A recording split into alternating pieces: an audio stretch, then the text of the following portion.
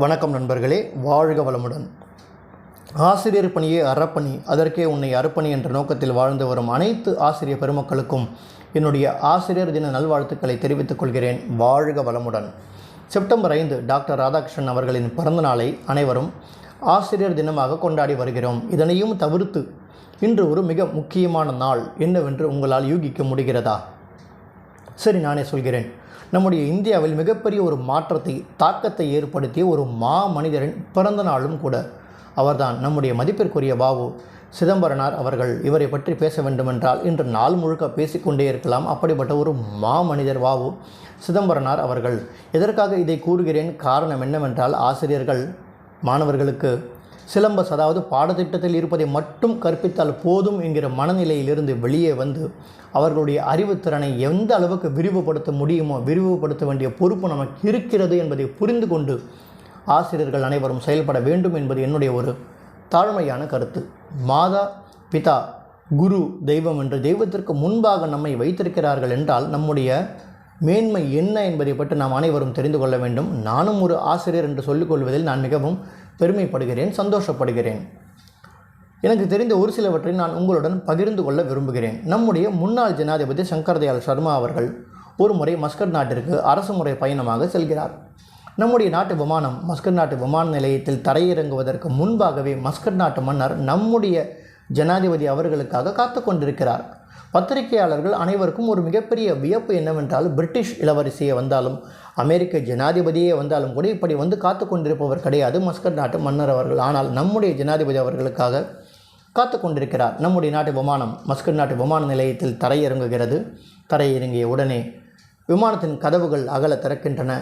சங்கர் தயாள் சர்மா அவர்கள் வெளியே வருகிறார். இதை பார்த்தவுடன் மஸ்கட் நாட்டு மன்னர் வேகமாக படிக்கட்டுகளின் மேலே ஏறி சென்று அவருடைய கைகளை பிடித்து கொண்டு பொறுமையாக கீழே அழைத்து வருகிறார். அழைத்து வந்த பிறகு ஒருவருக்கொருவர் ஆற தழுவி நலம் விசாரித்த பிறகு, இதற்கு பிறகுதான் அனைவரும் கவனிக்க வேண்டும், மஸ்கட் நாட்டு மன்னர் என்ன செய்தார் என்றால், நம்முடைய சங்கர் தயாள் சர்மா அவர்களை காரில் உட்கார வைத்து காரின் ஓட்டுநரை கீழே இறங்க சொல்லி இவரே காரை ஓட்டி செல்கிறார். யாருக்காக? நம்முடைய சங்கர் தயாள் சர்மா அவர்களுக்காக.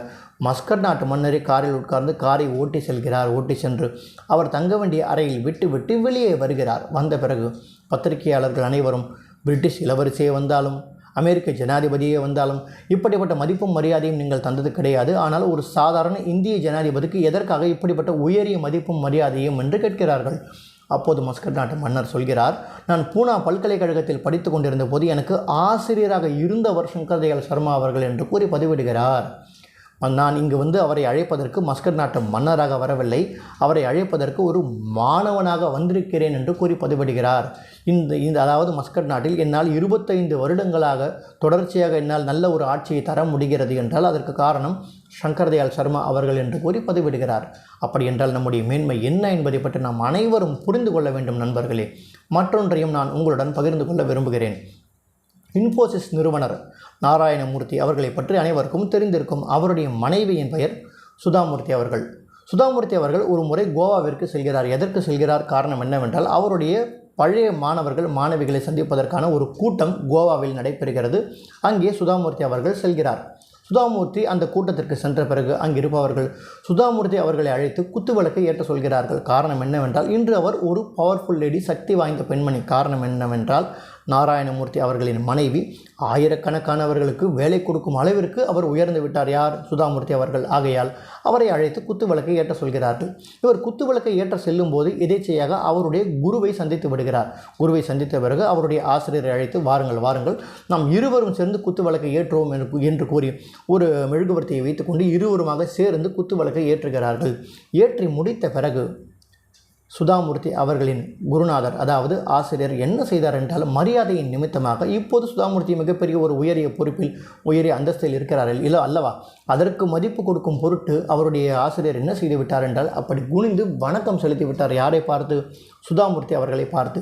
சுதாமூர்த்தி அவர்களுக்கு என்ன ஒரு ஆச்சரியம் என்னவென்றால், நம்முடைய வாழ்க்கையில் விளக்கேற்றி வைத்தவர் இவர் எப்படி நம்மை பார்த்து இப்படி வணங்கலாம் என்று இவர் என்ன செய்தார்? அதாவது சுதாமூர்த்தி அவர்கள் என்ன செய்தார் என்றால், அவருடைய ஆசிரியரின் கைகளை அப்படி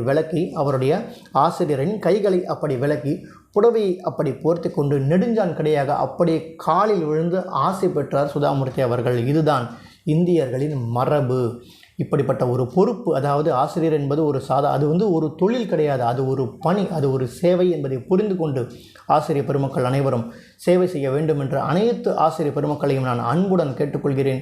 இப்படிப்பட்ட ஒரு பொறுப்பை நம்முடைய தலையில் சுமத்தி இருக்கிறார்கள் என்றால் அதற்கு நாம் பெருமைப்பட வேண்டும், சந்தோஷப்பட வேண்டும். எத்தனையோ பிறவிகளில் செய்த புண்ணியம்தான் இந்த பிறவியில் நாம் ஆசிரியர்களாக பணிபுரிகிறோம் என்றால் அது ஒரு மிகப்பெரிய ஒரு வரப்பிரசாதம் நண்பர்களே. அதை புரிந்து கொண்டு ஆசிரியர்கள் அனைவரும் செயல்பட வேண்டும் என்பது என்னுடைய ஒரு தாழ்மையான கருத்து.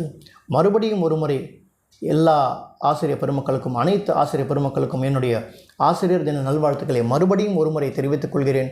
நம்முடைய சேவை தொடரட்டும். எதிர்கால இந்தியாவை நாம் மிகப்பெரிய ஒரு வல்லரசு நாடாக கொண்டு வர வேண்டிய பொறுப்பு நமக்கு இருக்கிறது என்பதை புரிந்து கொண்டு ஆசிரியர் பெருமக்கள் நாம் அனைவரும் ஒன்றுபட்டு செயல்படுவோம்.